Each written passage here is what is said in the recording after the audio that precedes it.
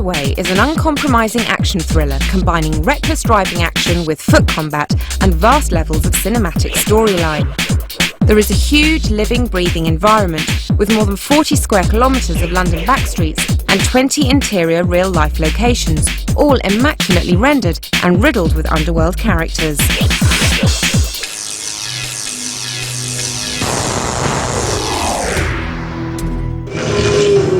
Sony's E3 press conference held one big surprise, and that was the short trailer for the upcoming Resident Evil Online. Making an appearance earlier than expected, there was the chance to see some of the impressive visuals and four-way split screen.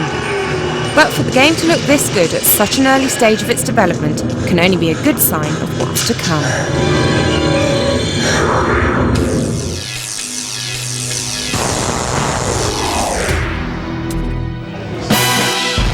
James Bond is back in action once more in 007 Nightfire, fighting to defeat the world-dominating schemes of the evil criminal mastermind Raphael Drake.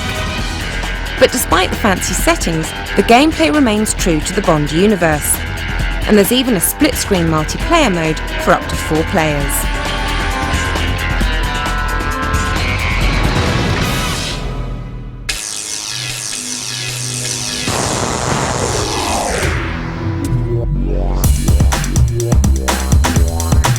Lamborghini puts you behind the wheel of the legendary supercars, both past and present.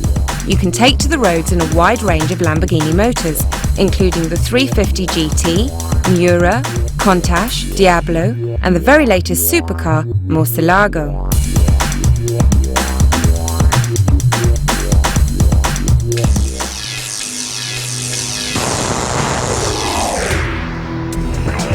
Based on New Line Cinema's epic adaptation of J.R.R. Tolkien's classic fantasy novels, The Lord of the Rings: The Two Towers from Electronic Arts allows you to relive the most memorable moments from the first 2 films. There are plenty of orcs and other monsters to battle past, along with powerful bosses such as the Cave Troll and Saruman the White.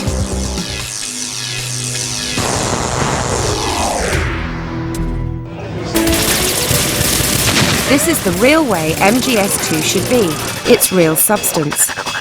First up are over 200 VR missions, which are exactly what you'd expect if you played the add-on from the PS1 game. But perhaps more engaging are the alternative missions, set in locations from the main game, and thus benefiting from the extraordinary detailed world of MGS.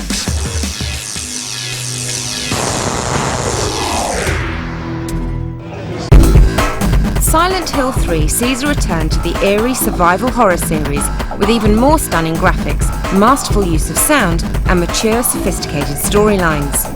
Konami aren't giving much away at the moment, but they did offer these glimpses at E3, giving us a taste of the deeper and darker secrets waiting to be uncovered.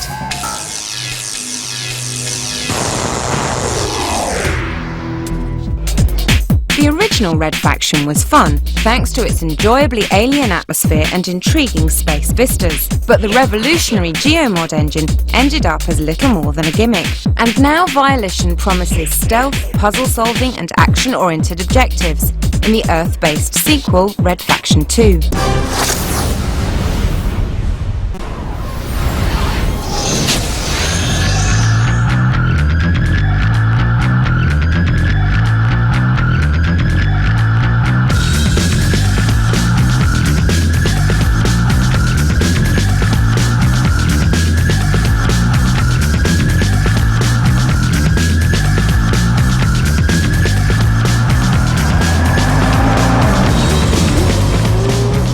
Bored of tinkering with your Skyline muffler and fiddling with your Subaru's ride height, the long-awaited arrival of the GT concept will give your garage a hefty injection of European style.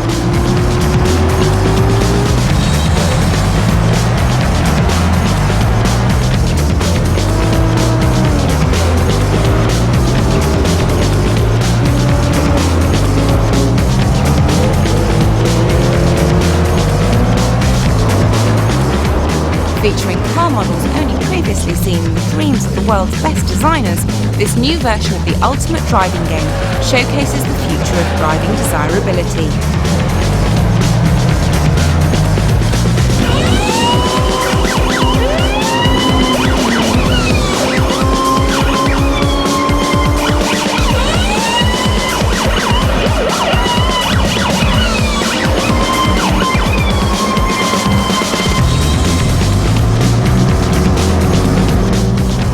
These cars usually never make it further than the stands at the Tokyo and Geneva car shows, but now you get to put the sexiest cars on the planet through their paces.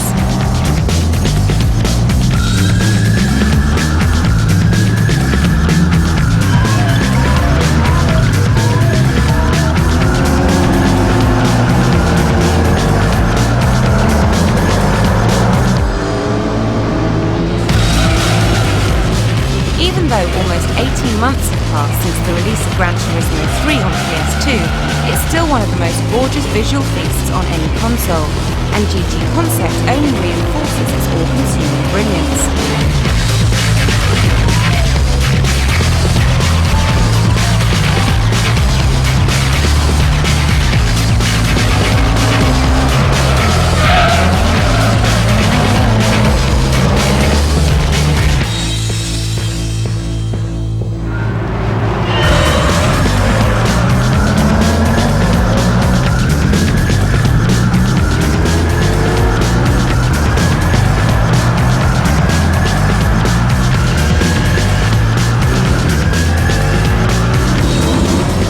With the addition of the immensely popular Autumn Ring to the roster of challenging tracks on offer, GT Concept maintains Gran Turismo's position at the front of the PS2 racing grid.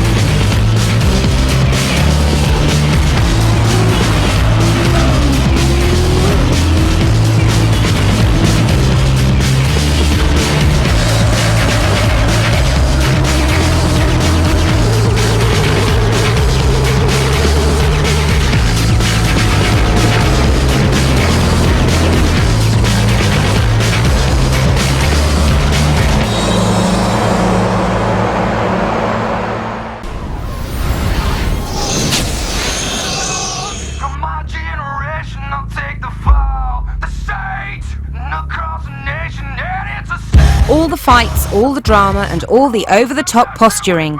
WWE SmackDown 4 Shut Your Mouth has it all. The new updated roster features even more World Wrestling superstars, including Hollywood Hulk Hogan, Stacy Keibler, DDP, Ric Flair, and plenty of others. And if you want more, then there's also the improved Create a Wrestler system to provide you with a whole host of variations. And they all come with thousands of animations, including superstar signature moves and double and triple team moves. The detailed story mode is even more exciting, offering multiple character paths, plenty of out-of-the-ring action, and for the first time, you get the chance to enter superstars into a World Wrestling draft pool. The scenery's also been improved, with a range of backstage areas modelled after Madison Square Garden and over 14 pay-per-view arenas, including Backlash, Vengeance and Unforgiven. And the match types now include Elimination Tag, Captain Full Tornado 6-man Tag, and Slobber Knocker Anywhere, along with multiplayer options for 6-player tag team, handicap and triple threat match variations. And to make life easier, the expanded partner system even allows you to control your tag team counterpart.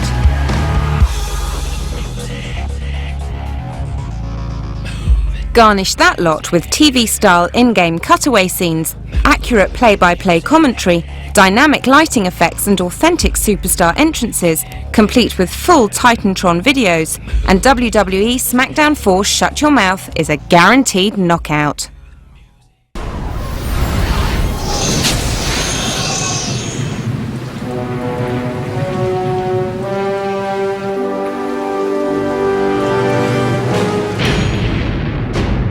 To keep us amply satisfied until her return at Christmas, Eidos have unveiled more Lara loveliness that looks even more appealing than our exclusive PSW unveiling a few months back.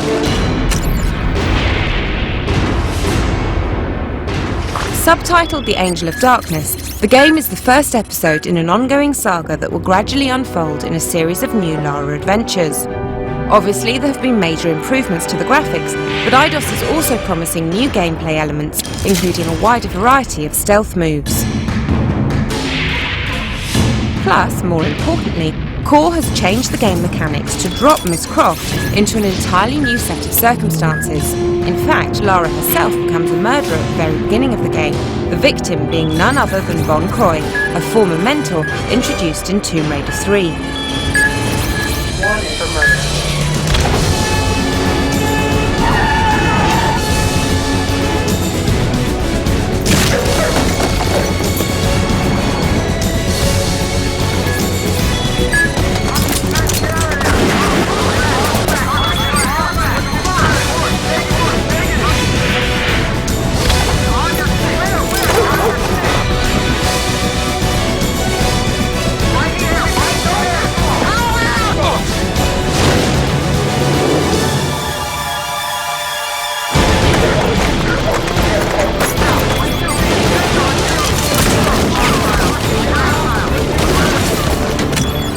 Towards the end of her PS1 career, Lara only seemed capable of instilling us with a dismaying sense of disillusionment. But now, thanks to her enforced sabbatical, while the developers at Core Design harness the full power of PS2, we're excited about Lara once again.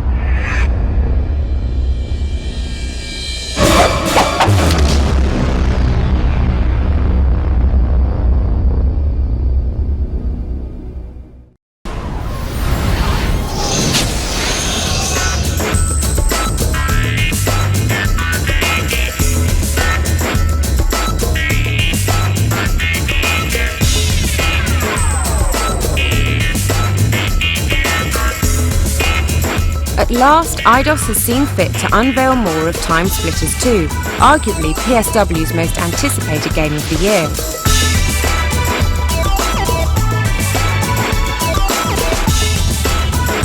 This striking world of guns and goons is set to arrive in September, and as you can see, it's looking damn fine already.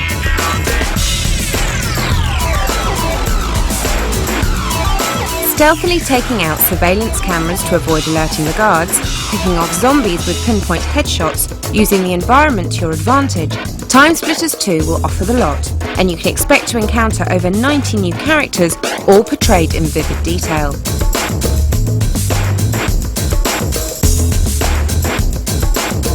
The actual story follows in the footsteps of the original game, and one of the most impressive features so far is the ability to solve problems in a number of ways, as each level is crammed with unexpected shocks and cunning traps.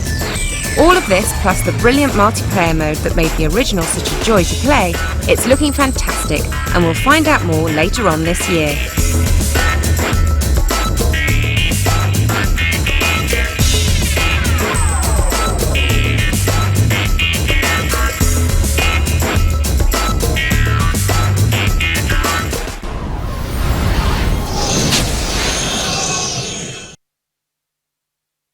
I'm not hiring you because of your brother. I'm giving you a shot because I hear you're good.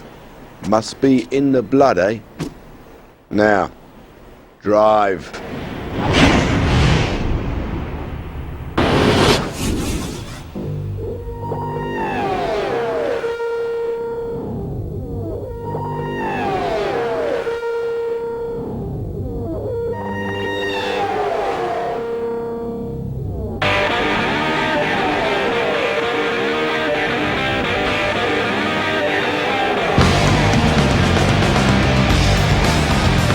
Soccer Race Driver is taking a whole new approach to motor racing, and there's more to it than just extravagant pile-ups. Developer Codemasters has revealed more plot details and footage of the motion-captured movie sequences that bind the racing segments together. The story has your character, Ryan Kane, entering his first season as a professional driver, but his career path is far from simple.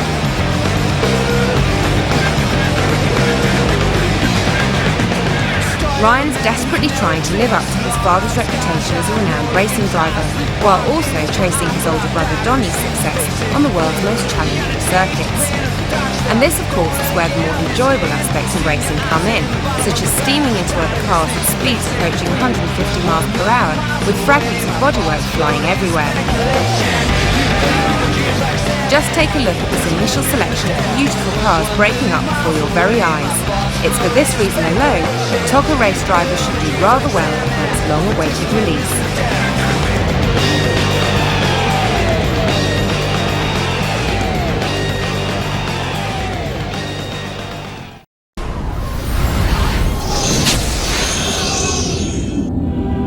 One of the best games of last year is getting a sequel, and considering its brilliance, expectations for Devil May Cry 2 are massively high. Dante's attacks are even more stylish than before, and while he still depends on a combination of guns and swords, all will be vastly upgraded along with some powerful new additions and extra visual appeal. Capcom's decision to remove Dante from the confined indoor spaces of the first game means a much broader selection of environments will be included.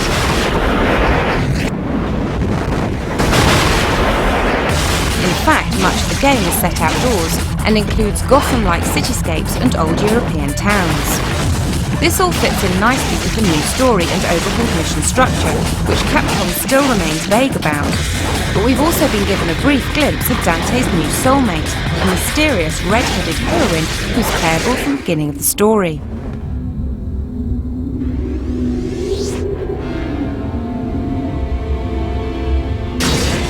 Capcom has finally realised the importance of 60Hz conversions, and hopefully there'll be no heavy black borders to spoil our viewing. But can it wow us second time around? Chances are high, but only time will tell.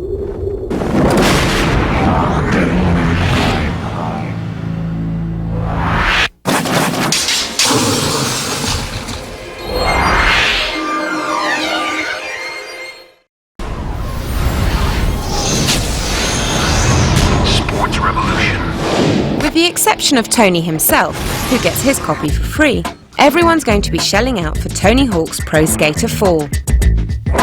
Last time you were activating events and taking on challenges. This time it all starts on the amateur scene with a new single-player angle, designed around the ambition of moving through the ranks and becoming a pro. Designed to more realistically portray the struggles of an upcoming boarder, Tony 4's non-linear career mode is based around learning tricks, challenging established pros, entering competitions and taking on challenges at will. Winning certain challenges activates new trick areas as before, evolving the levels as you improve. Of course, there will be minor changes, tweaked moves and newer levels, but we're 99% sure that Tony 4 will be just as great as the last outing, if not better.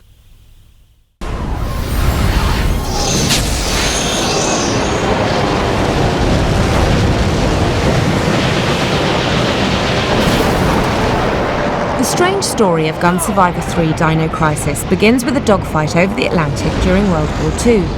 Our hero finds himself in trouble and bails out of his plane, but this is the least of his problems, as a strange anomaly occurs when he suddenly finds himself high in the air over a foreign landscape.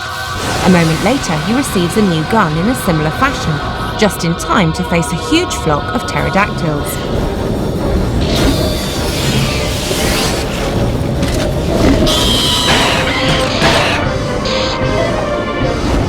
Once he's dealt with the immediate problems, our bold lizard slayer can begin to wonder what on earth is happening, and cryptic comments from a strange woman aren't helping things. Who are you? Tell me, where are we?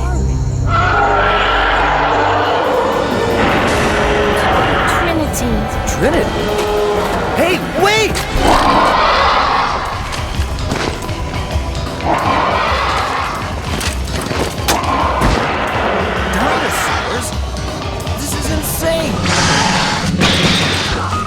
Capcom's third gun survivor game looks considerably better than its predecessors, with the extremely unlikely but highly enjoyable blend of dinosaurs and high-caliber weaponry.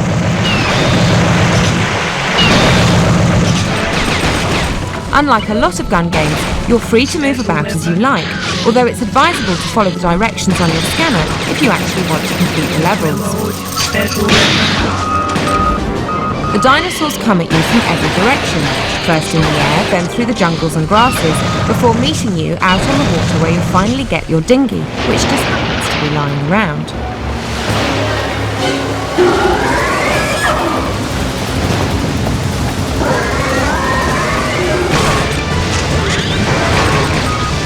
The available arsenal is impressive as well, including pistols, shotguns, rocket launchers, powerful lightning guns, and a strange zapping laser thing that seems to teleport dinosaurs out of your way.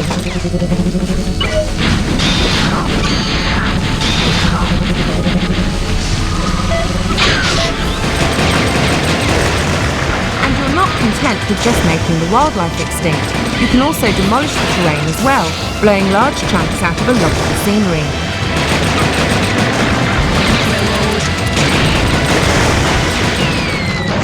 Gun Survivor 3 Dino Crisis is shaping up to be a lot more fun than its predecessors, with greatly improved graphics, plenty more action, and a bizarre plotline to untangle. Now we'll finally learn why the dinosaurs became extinct, and what role a rocket launcher played in that.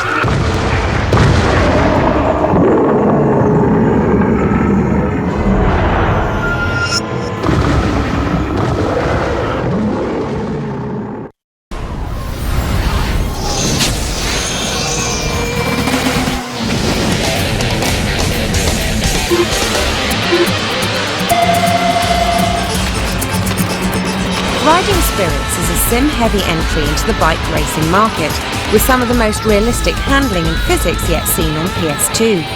This makes it much less forgiving than other motorcycle races. The controls are harshly realistic, and unskilled, reckless driving causes some serious problems. This is one game where you won't be speeding across the verge.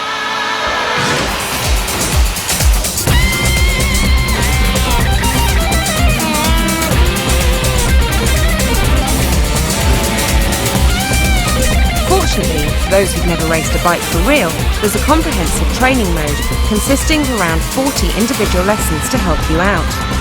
The career mode sets out to be the Gran Turismo of the biking world, with over 150 real-world bikes to ride, from such manufacturers as Suzuki, Yamaha, Honda and Kawasaki.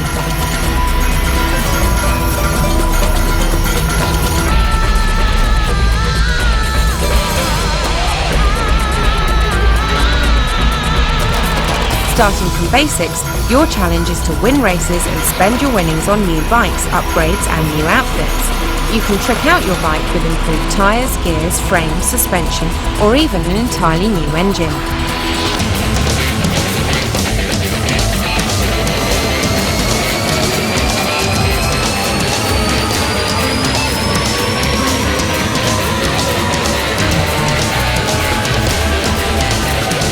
There are 16 different tracks set throughout America, Japan and Europe, and if you don't have time for the career mode, then you can try them out in a quick race, a 2-player battle, or simply in a straight time trial.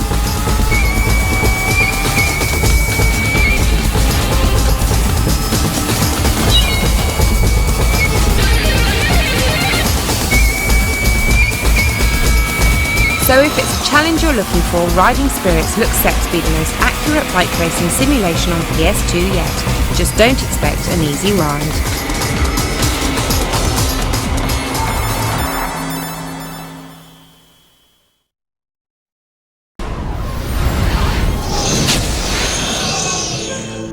Rain of Fire takes you right into a fierce battle for survival that has scorched the world, as mankind fights for its very existence against the reawakened dragons.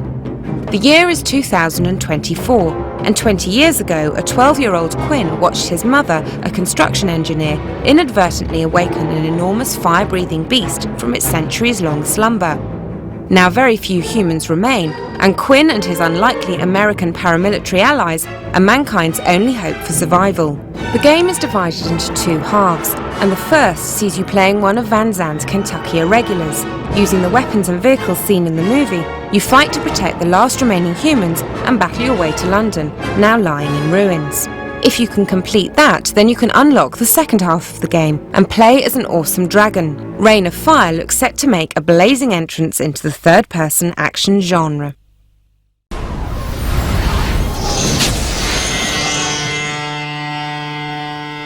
Enter the Wild West with Red Dead Revolver and take on the role of Capcom's latest hero, a mysterious, gritty stranger going by the name of Red. The story begins in the savage frontier of the American West, where a hard-working homestead family is attacked by bandits and left for dead. The young boy, Red, is the only survivor, and he's soon adopted by a local Indian, who teaches him the ways of the land.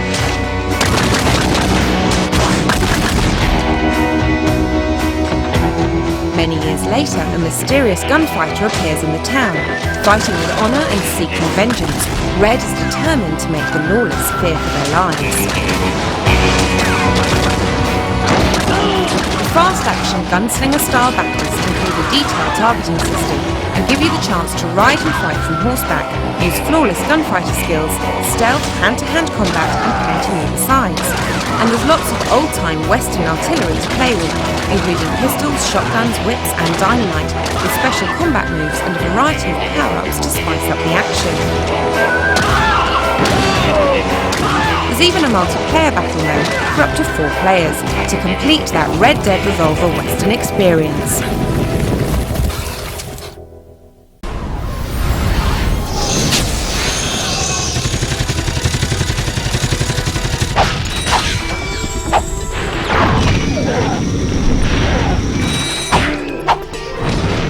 Sony's latest 3D platformer is your typical love story. Cat meets robot, cat helps robot save world, robot transforms into boat, pair float off to live happily ever after. Listen up, you loudballs! That was the most pathetic display I have ever seen on that obstacle course! What do you mean? We finished the circuit, ma'am. Oh yeah, but it was weak. Ratchet & Clank boasts a bizarre arsenal of weaponry, with over 35 guns and gadgets to play with. Even Clank himself, your little robot chum, may be upgraded with thrusters, jetpacks and a mini helicopter to add plenty of new angles to the standard platforming action. How does a helipack upgrade sound? Upgrade? Natch, since he's a 766, I could have the little guy up and flying in no time. Of course, I'll just need my fee. Ratchet isn't quite so versatile, but at least he has 2 hands to wield guns with. You'll have to buy these weapons as you progress through the levels, and after a substantial amount of bolt grabbing, you'll soon be able to afford the big ones. There's a bomb glove, a bolt blaster, and the top-of-the-range Devastator for homing in on the more evasive targets.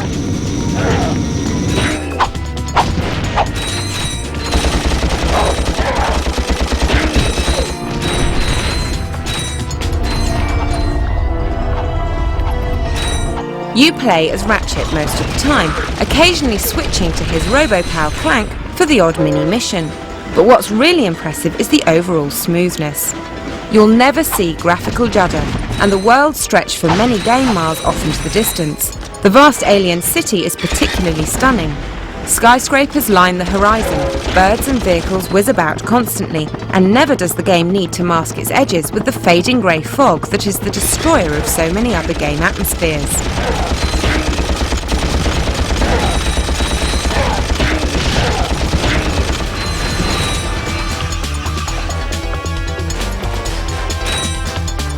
It's colourful, smooth and pretty. Ratchet & Clank should contain as many new gameplay ideas as it does pretty little touches. It certainly seems like it will at the moment.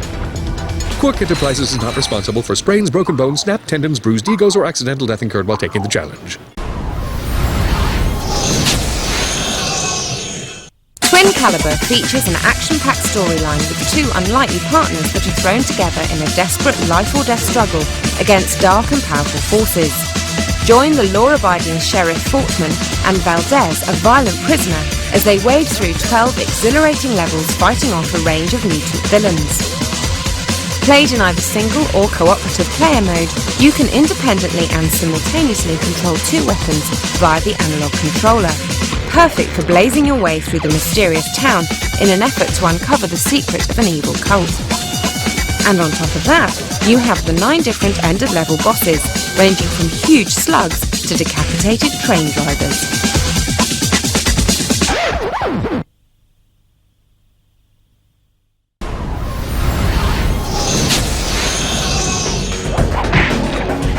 You won't be surprised to hear that much of this new platform game involves leaping around collecting coins in a similar vein to the superb Jak and Daxter and forthcoming Ratchet and Clank. Bentley calling Sly Cooper. Do you read me? Come in! Come in! Can you yell a little louder so the guards can hear you too? So what differentiates this from the competition?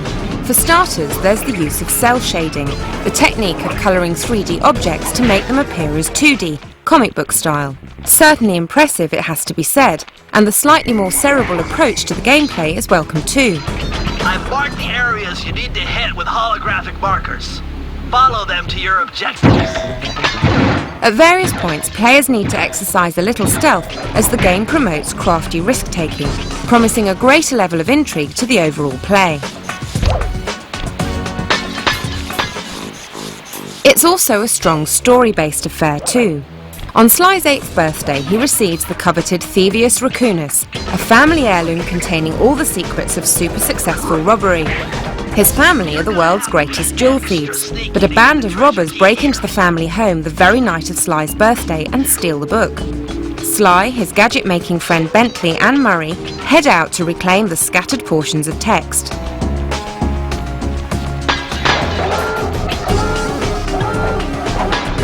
Each gaming area has 3 tiers of objectives, some of which are quite frankly absurd to say the least, and not every useful item you chance upon is immediately obvious, prompting us to invest more time in exploration.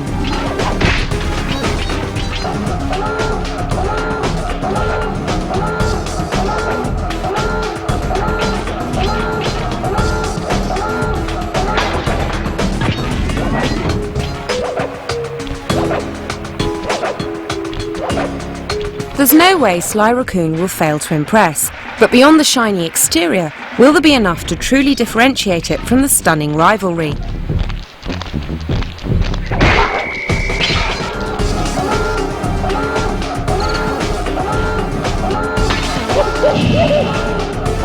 The whole thing's around 40% complete so far, and while we certainly hope the latter levels are a little more alluring, this game is shaping up to be very promising indeed.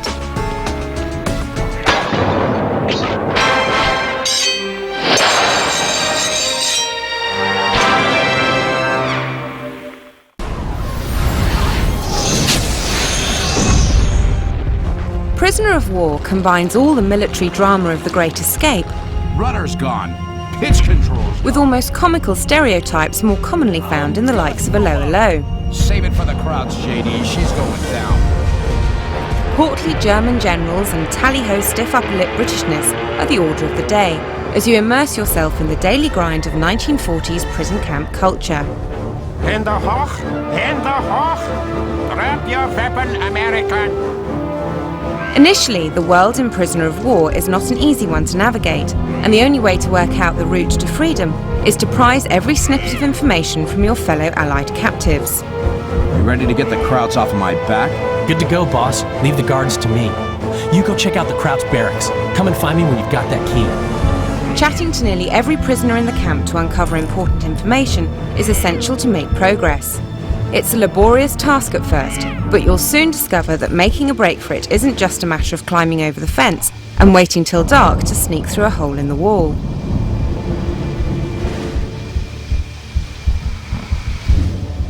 Keys need to be stolen, disguises filched to make it past German patrols, crowbars obtained to break through locks, and Allied officers won over with acts of cunning and bravado. Every small task treads a very fine line between failure and success, so be prepared for a long, frustrating escape to victory.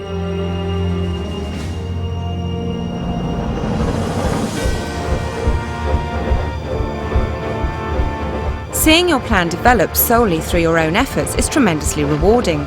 Unfortunately, the difficulty of each task and the serious thought required to be successful is all too often ruined by the amateurish cutscenes and woeful attempts at humour. It just kills the whole atmosphere of the game. Sleeping like babies.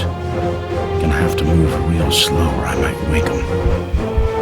As much as you want to love this game for its attempt at something different, unfortunately POW never feels like anything more than a preset series of stealthy tests.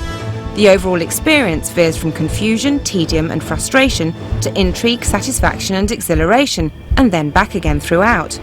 It's still a uniquely rewarding experience and a true challenge, but one that requires an abundance of patience.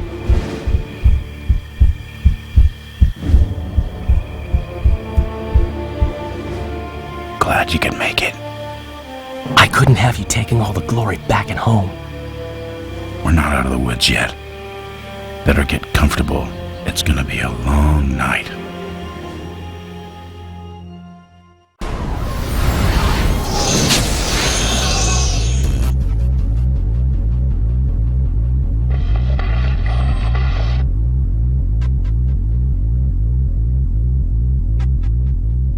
Armoured Core games have a definite fan base, and this second outing will undoubtedly keep the populace happy, mostly by being much the same as the last release, only slightly prettier to look at.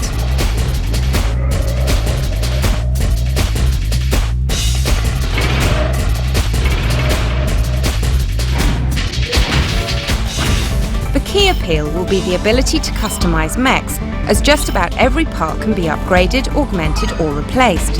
It's even possible to design your own personal emblem to adorn your clanking metal suit. But for the rest of us, Armoured Core 2 Another Age will completely suck. It might look better than past outings, but the relentlessly drab greyness and willfully absent sense of scale only serves to throw more of your attention onto the controls, and they suck too. For some bizarre reason, Form Software has chosen to stick with its original digital pad-based layout, instead of updating to allow for dual analog controls, and thus your giant metal suit handles much like you'd expect a real giant metal suit to handle. An impressive total of 100 missions will again please the fans, and all mech abilities can be upgraded as you earn cash from the missions. Interestingly though, it's also possible to spiral into debt if you take too much damage, which can stop you affording vital upgrades you need later.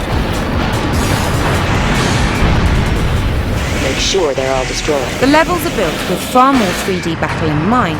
You can leap onto buildings and bridges, but the ability to boost into the air is strictly limited. Nothing at all like the smooth movement of bot-fighting rival Zone of Enders. Few individuals will take a shine to this. It's the best Armoured Core title so far, but for the uninitiated player, the useless control system, cumbersome robots, naff voice acting, and the vaguely offensive graphics will fail to influence. There's nothing forcing you to play this, so run away and hide now.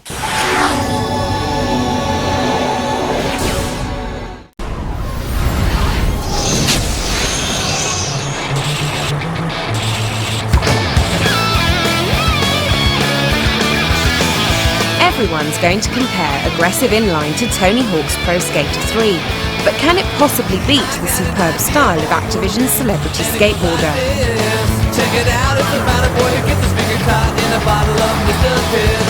And they go on adventures, I think it could be big. Is it too soon to... There's more emphasis here on the swinging and jumping side of things, and the key innovation comes with the all-powerful action button, a press of which opens up a whole new world of extreme possibilities. It's your wall ride button, your vaulting over walls button. Skating beneath a bar, the action button hooks you onto it, flipping you about before throwing you up to a higher place for more tricks and stunts. Now this kid can fly. I got an idea for a movie, and here's my pitch. I get a job and quit my band, and you stop being a bitch. There's also the highly annoying juice gauge, encouraging you to continually perform tricks. Should your gauge empty itself after about 30 seconds or so of trick and activity, it's game over.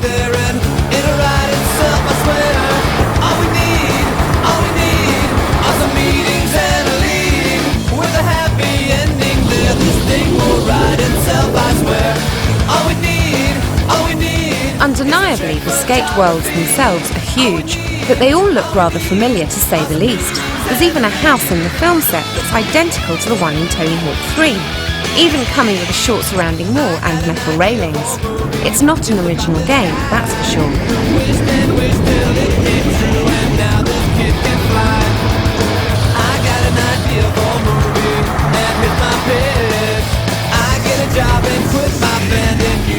You'll also need to work bloody hard to see the full array of creatively challenged levels. While the challenges within each level are painfully difficult, actually controlling the skaters and performing tricks is dead easy.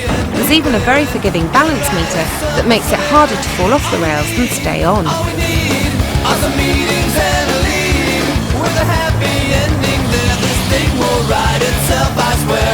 All we need is some trick. Overall, Aggressive Inline has a good shot at doing a Tony Hawk on blades, and the trickery is simpler than the weeks of learning required to get the best out of Tony Hawk 3. Unfortunately, 10 characters, 7 levels, a park editor, and few multiplayer games is not the way to impress, and the poor choice of B-list rock tunes make this a poor man's Tony Hawk 3.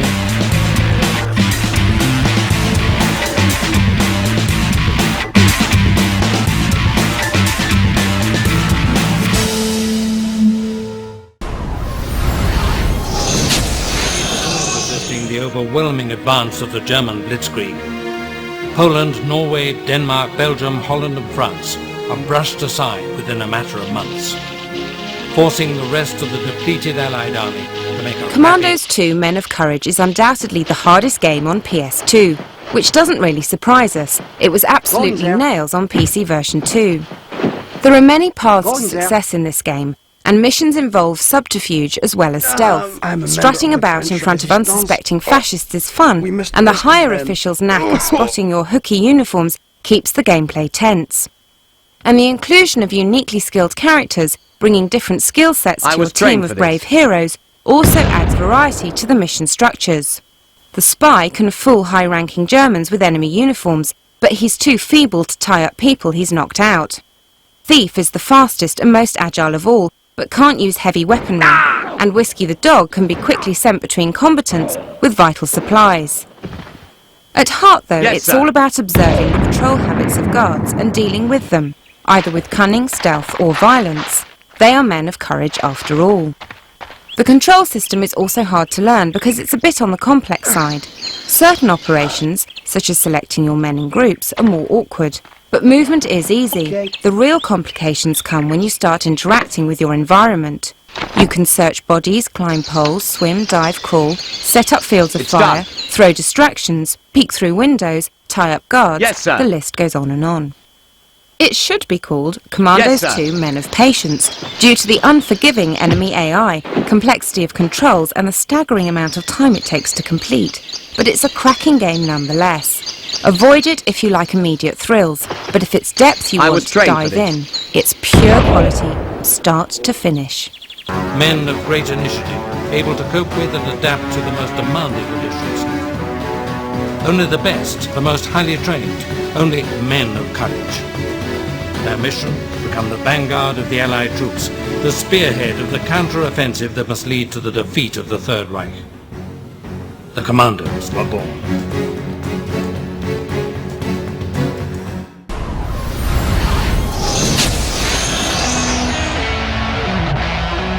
If you're a fan of EA's trick-based snowboarder SSX, you'll find a lot of freestyle eerily familiar. But the similarities are not a bad thing. SSX did a great job simulating snow and ice, and freestyle is most definitely stuck firmly in the mud. Hold the line! Showstopper! What makes EA's latest Mud Skipper so entertaining is that you can never let up and just cruise. Just as in SSX, tricks equal boost, and boost equals speed. You really have to make the most of every jump to maintain enough boost to keep up. You also need to fill the red left-hand side to access the Uber-style Super Sick trick, which leads to Matrix-style camera work, brilliant sound effects, back-tire flames, and ultra-high speeds. Keep tricking and it'll keep boosting. The result, when you get it right, is highly rewarding.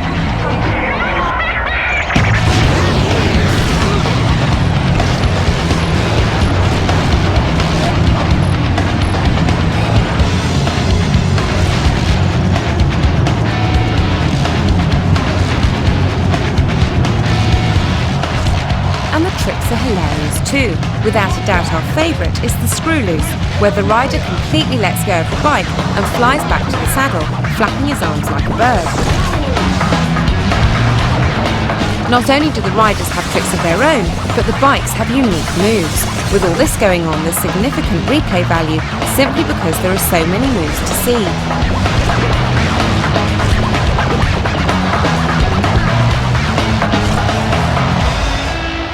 Tracks contain all the ramps and breakable features you'd expect to find, but sneaky shortcuts are just a little too well hidden.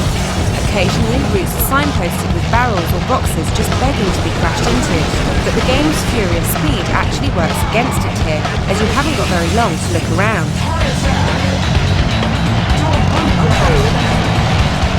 Circuit mode is the main thrust of the game, and the place all the good stuff lurks to be unlocked. This career-type mode also takes in freestyle stunt competition in special arenas, but these lack the sense of urgency and danger of the racetracks. Two-player doesn't add much either, even though you can choose to either race for the line or for points, but there are no other riders on the track. I know you two were so close! Freakstyle's by far the best biking game around, beating MotoGP and MX 2002 on fun and playability. It's fast, it's smooth, and everything seems in place. A brilliant arcade experience.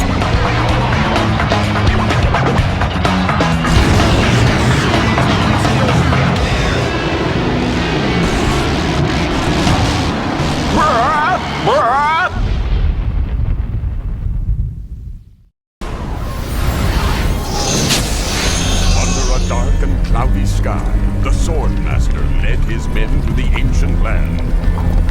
The cursed land swallowed the soldiers and all that remained. Since Kingsfield 3 wrapped up all the loose ends of the previous story, we should be thankful that things are beginning afresh this time around. But staying awake through this nostalgic RPG torture requires tremendous amounts of patience.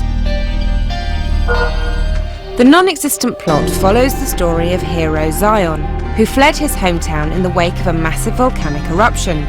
Lucky for Zion, he stumbles upon an ancient old kingdom whilst making his escape. Unlucky for us, this is where hours of clumsy adventuring kicks off.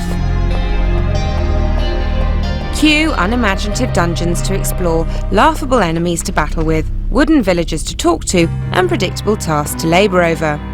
The style of gaming owes a lot to the second game of the series, which should be considered a blessing since it's roundly believed to be the best of the lot so far. Yes, it does look nice enough in places, there's plenty of stats to be assigned, and the game engine has been upgraded with modified menus and a vastly expanded item list. The new weight capacity limit works in a similar way to the system found in Armoured Core, and what's more, you'll also find that your weapons and armour will be degraded with use. Fortunately, various characters that you meet will be able to restore these items and make them as good as new. But ultimately, there's no disguising one of the dullest experiences on PS2 so far. Laboured combat, tortuously slow movement, bewilderingly dull uninhabited environments, and the thinnest of plots does not make for great adventuring. Avoid it like the plague.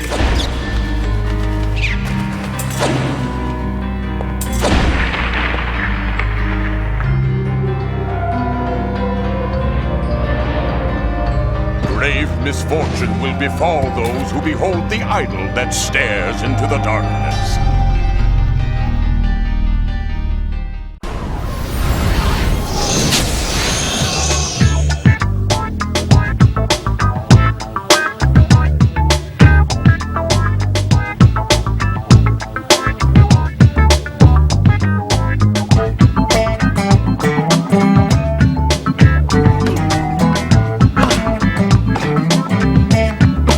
Is this really the future of tennis, or just the same old game as usual with a few new option screens thrown in to fool the unsuspecting punter?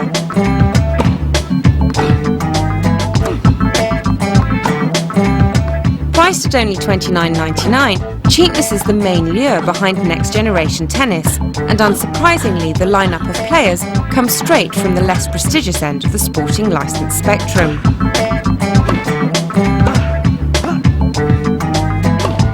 That's all well and good if you're a fan of Barbara Shett, Todd Martin or Chanda Rubin, but sadly your more famous Kornikovas, Agassiz, Williamses and Hingises are all missing, replaced by lesser-known stars no one's that interested in, like Tim Henman.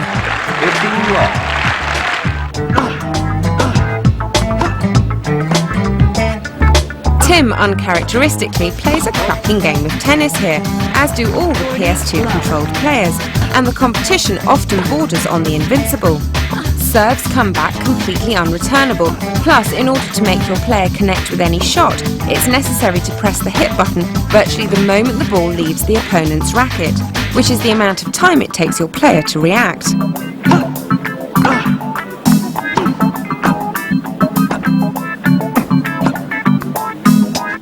Off-court, a more predictable selection of options is harder to imagine. There's an arcade mode, a career section, a challenge which represents tournament progress via the medium of text updates, along with your standard selection of practice minigames to while away literally minutes of your life. Game Martin.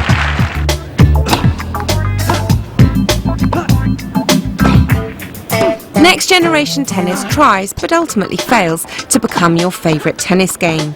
Bland text menus, tiresome loading between every screen, and sparse in-game icons make a Next Generation title look like a First Generation attempt. All you have to do is look at Virtua Tennis, then copy it completely to make a truly awesome tennis game. Just how hard can it be?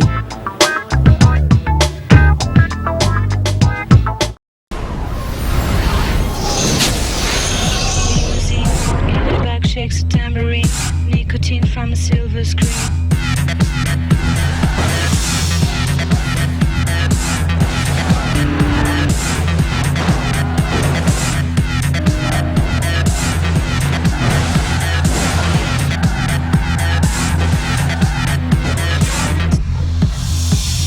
Speed seduction in the magazine, and he's pleasure in the limousine. In the back shakes a tambourine, nicotine from a silver screen. Seduction in the magazine, and his pleasure in limousine.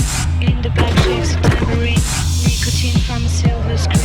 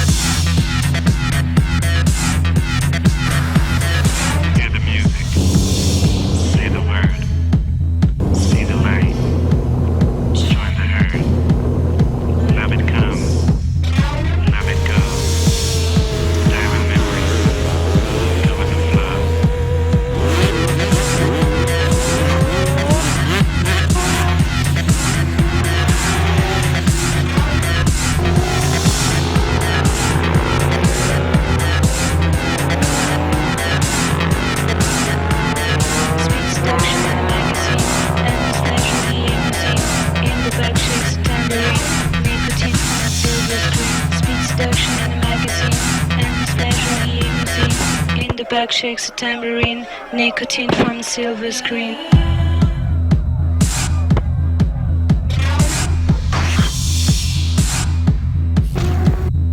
Hear the music, say the word, see the light, join the herd.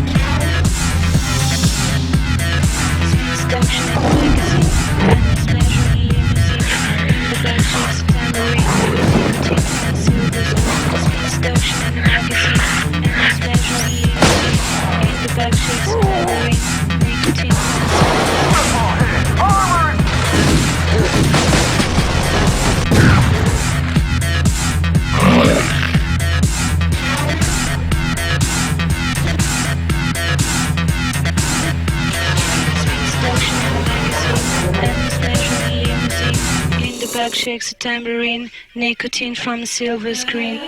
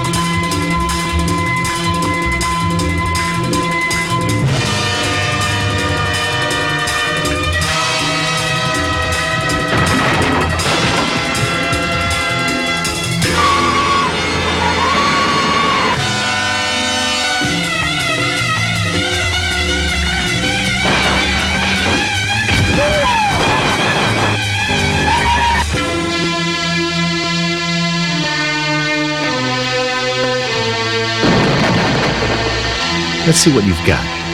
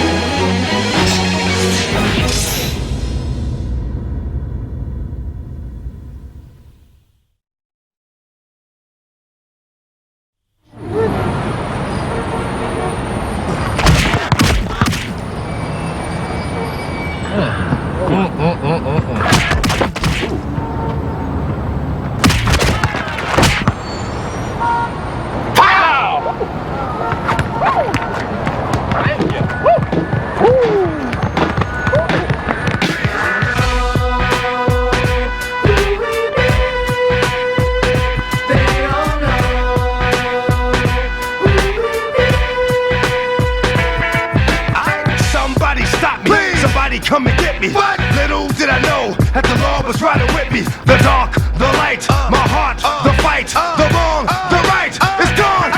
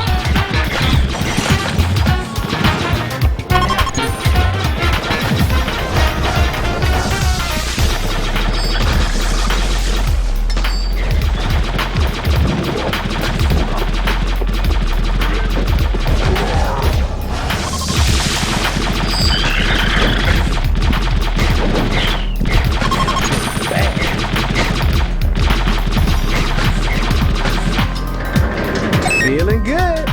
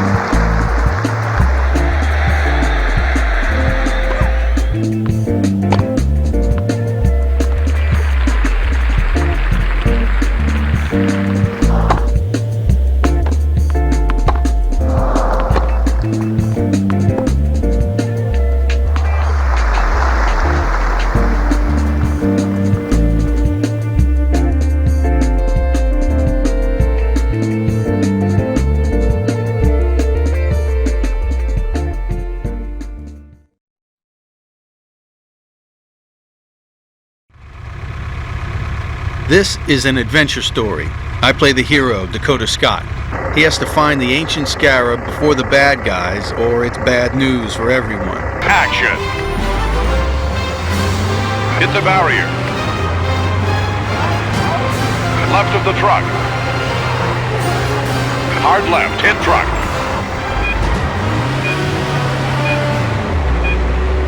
Smash through stalls. Through marked stalls. 180 E-brake. Left of explosion. 180 E-brake.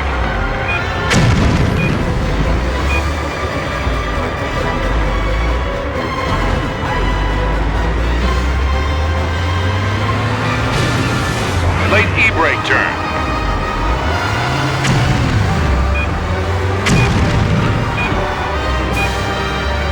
Through marked stalls. Right of explosion.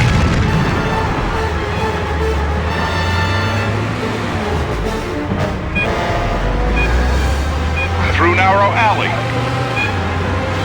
Jump.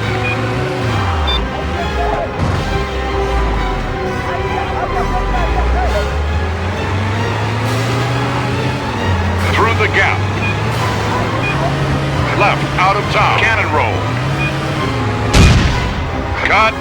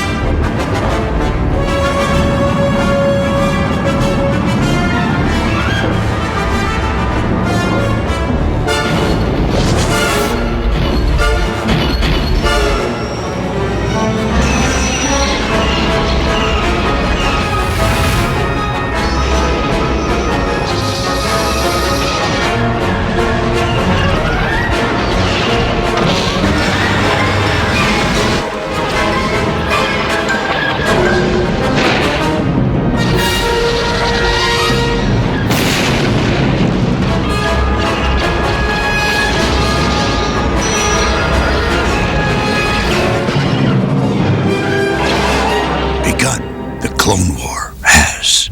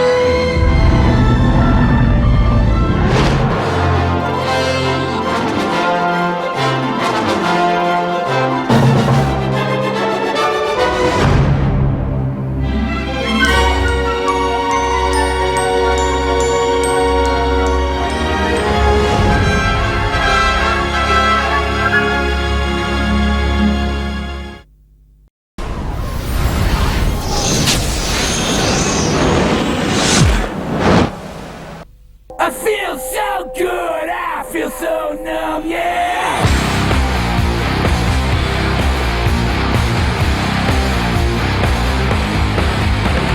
Black in the sun, what have I done? I feel so bad, I feel so numb, yeah! Black in the sun, what have I done? I feel so good, I feel so numb, yeah! Where do I run? What have I done? I feel so bad, I feel so numb, yeah! Where do I run? What have I done? I feel so good, I feel so numb, yeah!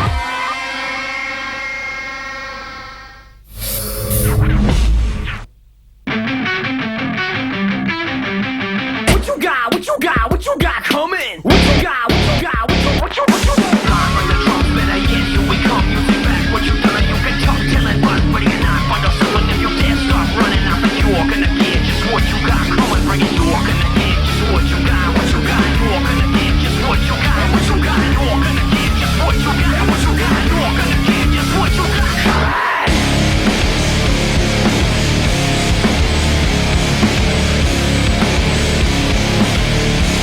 What the fuck you got?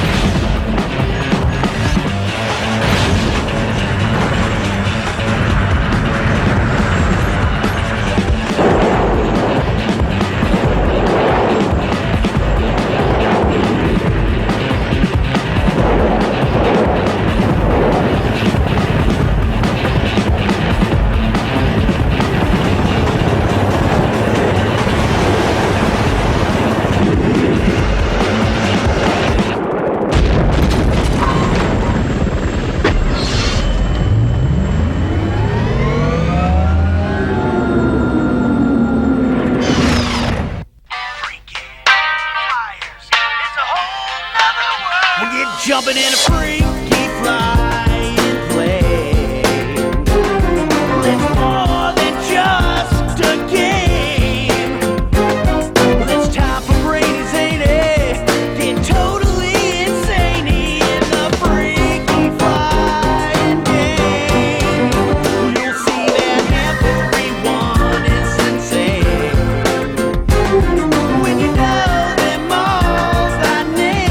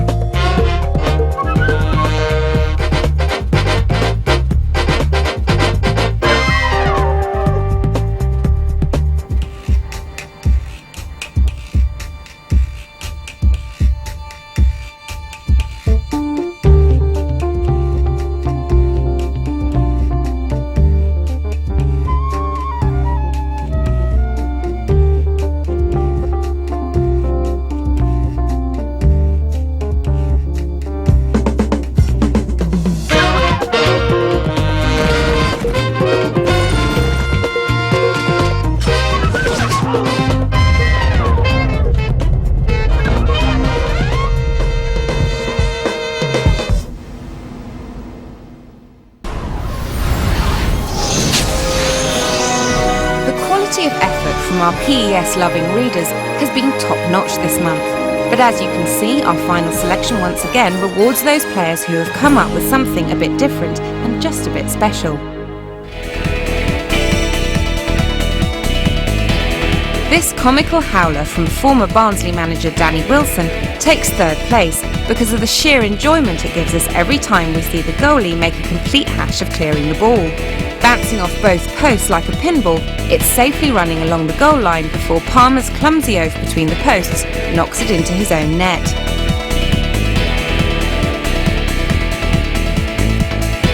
Runner-up this month is this cheeky effort from Darren Hoban. Following up on a blistering shot that smacks off the woodwork, he cleverly nutmegs the Arsenal defender before slotting the ball past a flailing David Seaman with clinical precision.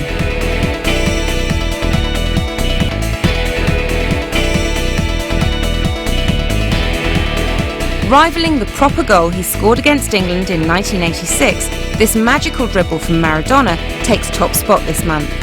Mesmerically weaving his way through the Slovakian defence, he beats all comers before calmly placing the ball beyond the keeper for a superb solo effort, courtesy of Neil Ramsden.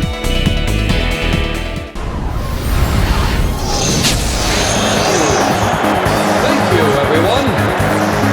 Ladies and gentlemen, my real motive was not to win the championship.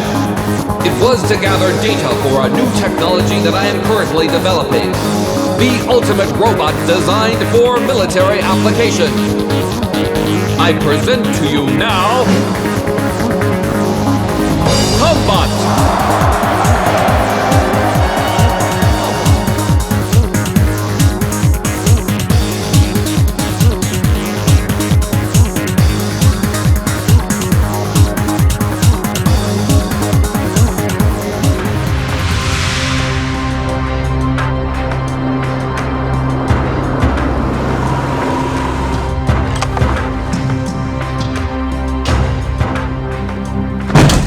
Freeze!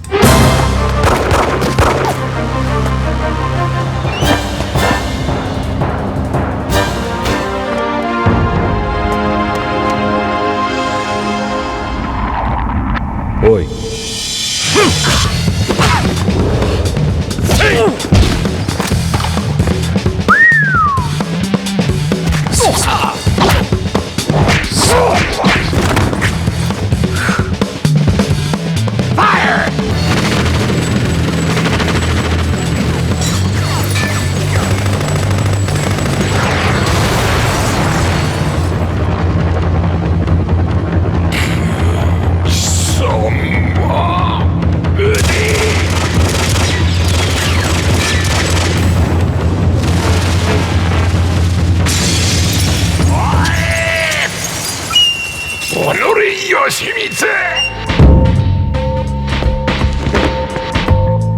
Oh, running away, huh?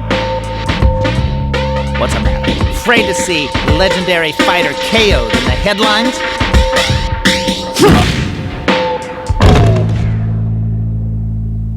Don't bother getting up. Man, the food here sucks! We have to pay for this? What did you just say? You heard me, I said this food sucks! You expect us to eat this stuff? What do you mean it sucks? This pepper beef is too damn spicy!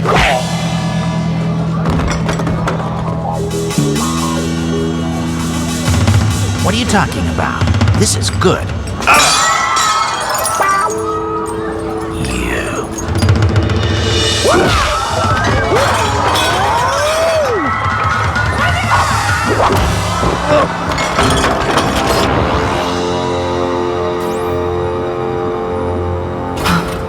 Genicel was the key.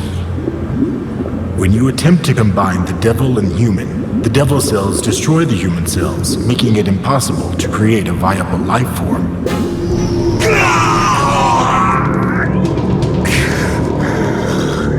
Kazuyaki-sama, Nase.